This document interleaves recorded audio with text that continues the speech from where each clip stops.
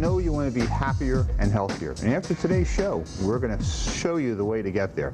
With me is my Doug Vermeeren, who, now you're, I guess, a little bit famous for creating the Opus, a really inspiring film. Oh, thank you. Great film, very successful. And now you have this new project on gratitude, and it's called Gratitude Experiments. That's right.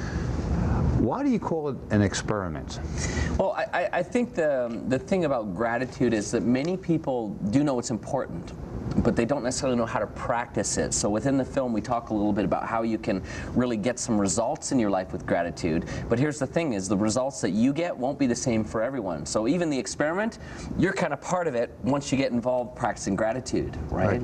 Hey, the only way to see if it works is to try it, right? Exactly. So right now you currently are in some theaters, but you also can buy it yourself, or people can buy the DVD or download it. And, and let's take a look at what the DVD really says. What is gratitude? Does gratitude really make a difference? The world that we live in is not always a peaceful place. It's a world that's often filled with negativity, heartache, pain, and sorrow. In parts of the world there are disasters and tragedies that are natural and man-made. Will gratitude really change any of this? Will gratitude make a difference? Perhaps you've recently lost your job. Maybe you've even been unemployed for some time. Maybe you've gone through a divorce or a bankruptcy. Maybe even all of the above. Is it possible to still feel gratitude in moments like this in your life?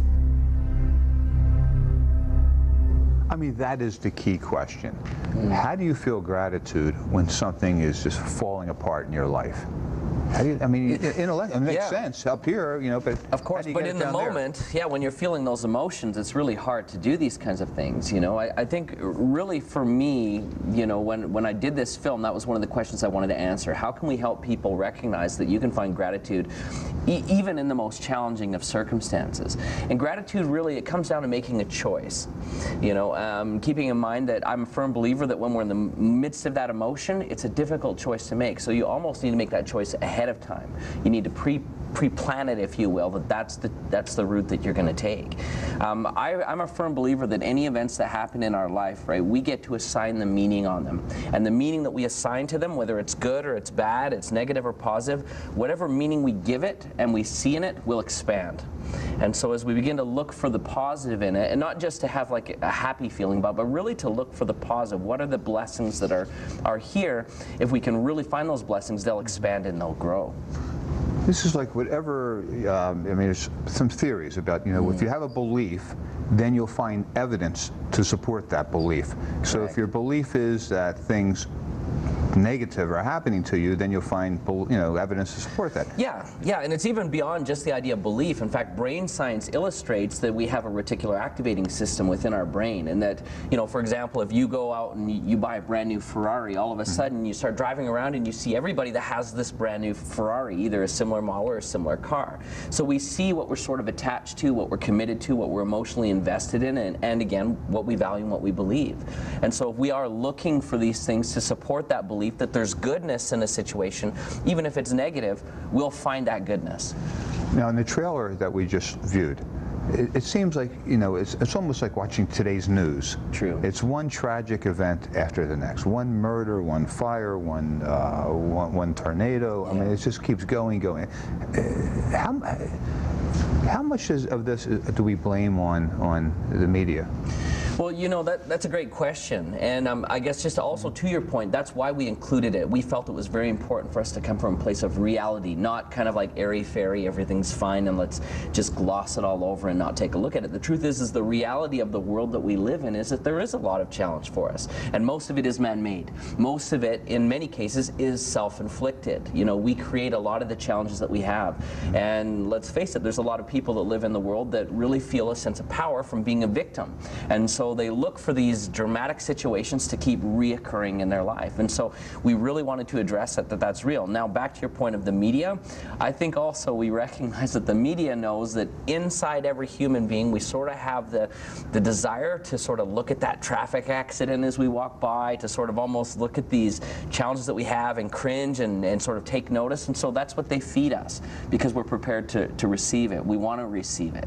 And so, you know, a lot of what we do in the gratitude experiment is try to kind of shift that paradigm, if you will, that viewpoint, if you will, that we don't have to seek for negativity. We don't have to feed on that to feel like we're a whole being. In fact, quite the opposite is true. If we can feed on the gratitude and the power and the, you know, the positive things, we can feel a lot more fulfilled than, you know, thriving on negativity.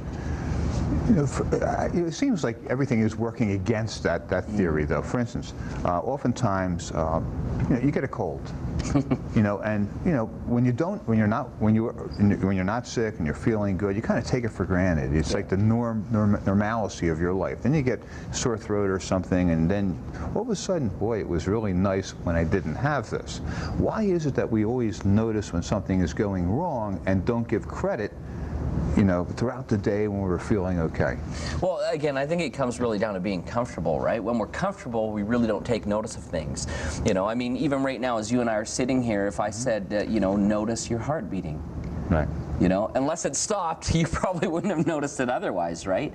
But, you know, when it just flows, when it comes to us naturally, it's very easy now for our attention to be diverted to things that are maybe not running smoothly, or things that need to be improved upon and fixed. In fact, one of the things that I do in some of my seminars, I believe that there's 5 key areas that everybody needs to feel successful.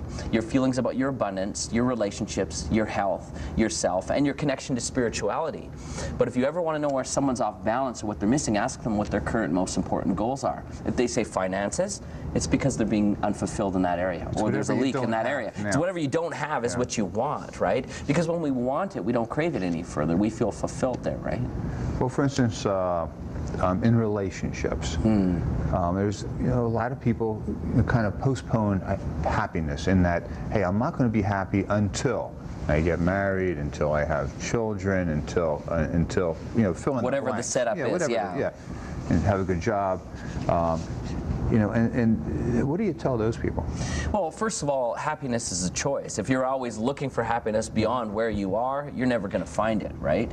It's in some ways, you know, kind of a bit of a catch-22. People plan that they need to have X amount to be happy, and then, of course, once they, you know, start working on this process, or even once they get there, they still feel unfulfilled because they're looking beyond the mark. So my advice would be just the same as with gratitude. In fact, one of our speakers in the film mentions it this way. There's a difference between gratitude for and gratitude in. Gratitude for is really based on what's happening in your life, the things that you're bringing in, the things that you have, the things that you're accumulating. And if you're always basing your gratitude or your happiness on what's coming or what you need to have, you'll always find that there's lack. But if you're grateful for in other words, what's going on at the current situation, the now, the essence of what's going on in the moment, then you'll find happiness. And it's interesting because I think of experiences in my life. You know, I look at the past, and yeah, I mean, the past doesn't really affect where what's going on immediately right now. And like, I mean, I've been there, I've done that, but if I use that to define who I am, I'll always be unhappy. Same thing with the future. If I look at the future and say I coulda, woulda, shoulda, it's coming, I'm looking at all these things here. If I define my happiness on what's coming, I'll also be left unfulfilled, because the truth of the matter is, it's kind of like what John Lennon says, life is what happens to us while we're making other plans. So my happiness, to be truly happy, I need to be in the moment. I need to be in the now. And now is such a really fragile thing for most people. We're always looking at either the past or the future. We're never looking at the now. And really, to be successful, it has to be now, right? It can only be now. Are there a set of exercises or tools that you use to somebody can transition from knowing that, hey, I should be thinking the glass is half full instead of half empty, you know, but how do you look at it to be half full? Well, I think one of the first thing to do is just like what you talked about, you know, you can't be taking things for granted. You have to have an awareness of what's going on. So for me, one of the exercises that I like to do is sometimes just to pause, which is hard for a lot of people to do because we've got so much outside noise. So to pause and just really kind of take an inventory. And, you know, for me, the way I do my inventory is I start in my mind and I just imagine that here I am with nothing. and I add things. First thing I add is my breath. Next thing I add is I hear my heart beating. Next thing I add is the clothing I've got. Maybe some of the positive relationships. And I start expanding these circles of what do I really have? And it doesn't have to be a long process. Oftentimes, even 30 seconds into it, I begin to realize that, wow, I actually do have a lot more than I really thought about in the beginning. Yeah, well, how about when you have, really serious catastrophes happening? You have, like what happened with some of these school shootings, what happened with the Boston Marathon, with the tornadoes, and you have, young children dying. And even this week with Oklahoma, some of the challenges that happened there with the tornadoes. It's really tough, and I mean, being part of the human experience, all of us are going to suffer negativity somewhere. There's going to be ups and downs. That's just part of being human. And so how do you find that negativity in there? Well, I think, again, it comes down to what you're going to be focused on. Like just taking, again, the Oklahoma tornadoes here. One of the things that's amazing to me, and we were watching the news this morning, my wife and I, to hear some of the stories of human courage, where humans have come together to support each other and lift each other out of tragedy and out of challenge. And I find that it's those moments that we learn the most about ourselves. Because when everything is going fine, it's easy to say, okay, it's easy. Life is just a piece of cake. But when we get into these difficult circumstances, it really tries us, and it causes us to demonstrate what we really are inside and what we're really capable of. And the things that astonish me is, although those situations definitely come with some things that bring tears to us and that cause heartache and sorrow, we also see the inspiration that comes from us. And that's what allows us, I think, as humans to overcome things, is we can really quickly see that we're capable of amazing things that we don't always even give ourselves credit for. Yeah. Somebody once told me that if you look at life like, hey, I'm going to lose my wallet X number of times. You lose your wallet 5 times in your life. You'll get flat tires, 8 times in your life. You lose your cell phone, 4 times in your life. So when it happens, you kind of already anticipate it, and it's not that big a deal. Isn't that true? And that's something that that I also believe in, is that if we have correct expectations going into a situation, honestly, we can be more prepared to deal with them. In fact, why are people angry, frustrated, hurt, and it's because their expectations aren't met. That's 100% what it always comes down to. We come into a situation, we have an expectation, maybe a spouse is going to act a certain way to us, or someone's going to pay us something that they owe us, money that we've lent to them, or a son or a daughter is going to act a certain way, and then they don't. And so what happens is we become frustrated because our expectations are unmet. So I'm a firm believer that when we go into a situation for the best outcomes, we should maybe align our expectations to be more correct of what could happen. And how do you balance that between, on one hand, you want to be optimistic about something you're doing. On the other hand, you don't want to have, exaggerated expectations. Well, I think there's a couple things to consider. And in our short time here today, I believe that there's 4 ways that our brain actually thinks and sorts out information. In fact, there was a study that was done at Harvard several years ago that said the average person has about 70,000 thoughts a day. 80% of those are negative or neutral. Well, we've all heard about negative thinking, but most of us don't know what neutral thinking is. And there's really 4 kinds of thinking. And that's the negative thinking, again, that, woe is me, it's all going to fall apart. Neutral is that we don't think of anything. It just kind of happens. It's the way most of us run our life. Ritual tendencies. We do what we've always done because that's just the way that it is. The next is positive thinking, and we've all heard of positive thinking, but the problem with it is positive thinking is reactionary thinking. So we sort of need an emergency to look for the silver lining, right? But the kind of thinking that most of us don't do all the time, the one that we really should be focused on, is called empowered thinking. That's where we're proactive. We decide ahead of time what our thoughts are going to be. We decide ahead of time what we will expect. And we do prepare for the good and we prepare for the bad, but we go in ahead of time prepared. And I think if we come in with more of this empowered thinking, it just changes the entire situation for us. We're more empowered when we come in. And because of that, we can, be more balanced. We can be, a more rounded individual, right? Yeah, these theories that you talk about in the gratitude experiment, do they work throughout any culture, every country? I mean, it's the same, philosophy. You're from Canada. There's, Europeans have the same way of thinking as Americans, or? Well, it's kind of cool that you asked that question to me, because yes, I am from Canada, but I lived for 2.5 years in Europe. I was in France, Belgium, Germany, and Holland, and I also lived for a year in China.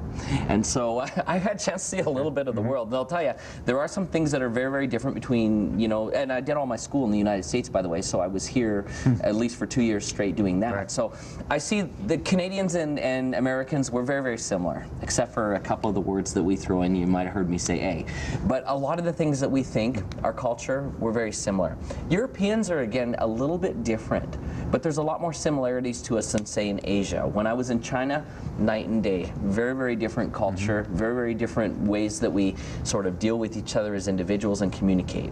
You talk about a Russian story in your book. Oh, that's true, yeah. Yeah, and also we did actually bring in some cultural things within the film. In fact, in the film we've got a story of a couple in a Russian wedding who used gratitude to expand their, you know, their funds for their wedding, I guess, if you will. Yeah, I'm trying to be careful not to give too much of it away, you see. But yeah, so to answer your question, culturally I think there are some differences.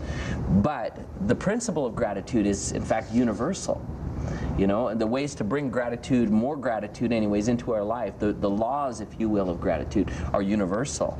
And that really comes down to what we focus on expands. The vibration that we sort of put ourselves into also aligns us with that harmonious, gratitudinal, you know, flow, if you will. You know, all the things that are coming into us. So there are ways to do that regardless of what culture you belong to.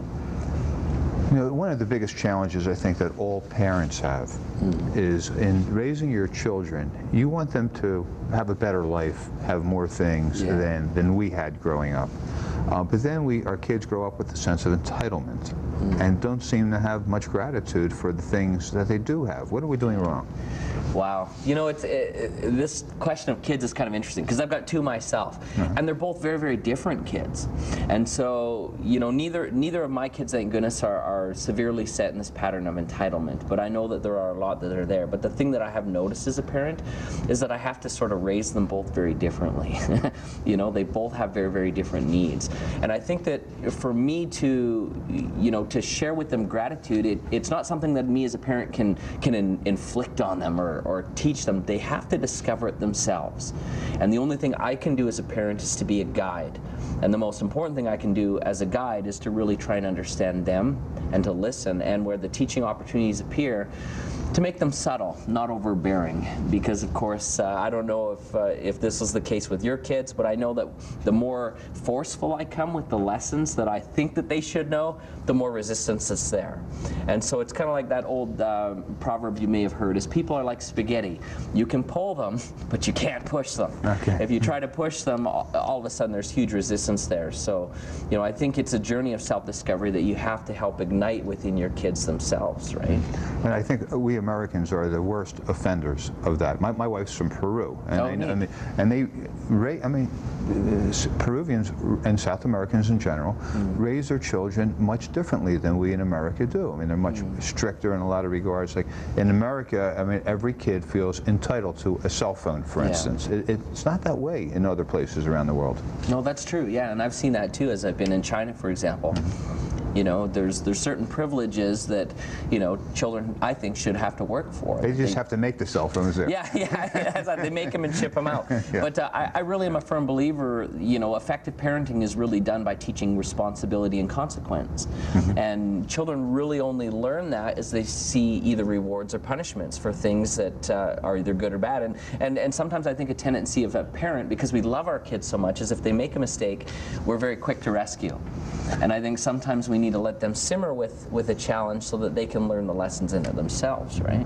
Yeah. We have a little bit more of a video from your DVD. Let's take a look at that. Thank you. Gratitude's about a conscious choice that we make to access not only the joy, but all the abundant blessings that are there for us that usually go unnoticed. Gratitude is our conscious awareness that we are in the vibration that is harmonious with abundance. Gratitude is an awareness of what we're receiving. Well, if you give attention to how grateful you are for everything you've got, everything's going to come. Living with gratitude is knowing that everything is going to be okay. It's gratitude that provides a foundation for success. I have experienced that gratitude is the juice of life. Gratitude is a matter of life or death. And speaking about death, when somebody dies, it's a very sad time, particularly as we talked about earlier with children. How do you reach down I mean, yeah, it's nice to say you should have gratitude, you should think a certain way, but I mean, how do you really, enact that? Well, you're right, it is a tough thing. And even in our family, we've experienced death. In fact, I've got 3 brothers, and my brother, just younger than I, they had a baby die of leukemia when he was about 2 years old. And that was a really tough thing for our family. I won't deny that at all, that when we encounter those situations, it's a very, very difficult time for people.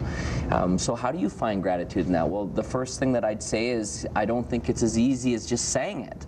It takes time. It takes, really some healing to be able to find that in some circumstances. And oftentimes that personal reflection. And I find that, for our family anyways, what happened is, over time we were able to find the celebration in that life. We were able to find the goodness that came in from that life. Now, is it still sad today? Of course it is. We're humans. It's something that, we miss that person, we miss that little guy, and it still affects us. But at this point, we're also grateful for the lessons that he's brought. And I can see, quite frankly, looking back now, how that event brought our family closer together and was able to anchor us closer to our faith and the things that we found most important. And let's face it, when, a family member dies, all of a sudden we reevaluate our priorities in many circumstances. And I know that there were members, even in my own family, that reignited certain parts of their life that they knew that they'd been letting go of or that they hadn't been focused on because they'd gotten so caught up in the worldly things, material things, and the day-to-day things that all of a sudden now when, the passing of this little guy happened, everybody began to remember what was most important. It's interesting how we label an event that happens to us as either positive or negative. Yeah. But at the time, we really don't know. I mean, as the point you're making now is that oftentimes you'll think if something is just, terrible or negative that's happening to you, then, a year or 2 later, you look back and you see that, hey, that was a lesson or an event that I needed to experience to move on to something else. Well, I think we judge a lot of the events that happen to us based on the context that we're living in at the moment, the challenge of it, but also our beliefs surrounding that and so forth. And so I think sometimes it takes a little bit of a separation. It's almost like when the accident happens, it's like a pebble, right, that we have in our hand. When it happens, we're holding the pebble so close to our eye because it's immediate, right? And we can't see anything beyond that pebble, but as soon as time allows us to sort of put that in perspective, the pebble's still there. Our family still feels the loss of this baby, but now we can see the perspective of everything else around it, and we see it really for what it is. It still hurts. It still sometimes can be a point of sorrow for us, but at the same token, we can also see the gifts that it brings, right? And when that pebble hits the pond, that's when the ripples appear. And it often doesn't happen until we let go of that pebble. Because too often we're hanging on to the tragedy. I've met several people, throughout the course of my life that are so excited to be a victim for whatever has happened, whether it's a death or any other tragedy, they'll never let it go. And so therefore the perspective never ever appears. And they never let go of the pebble to see the ripples that it's really caused in a positive way because they get more power out of being the victim.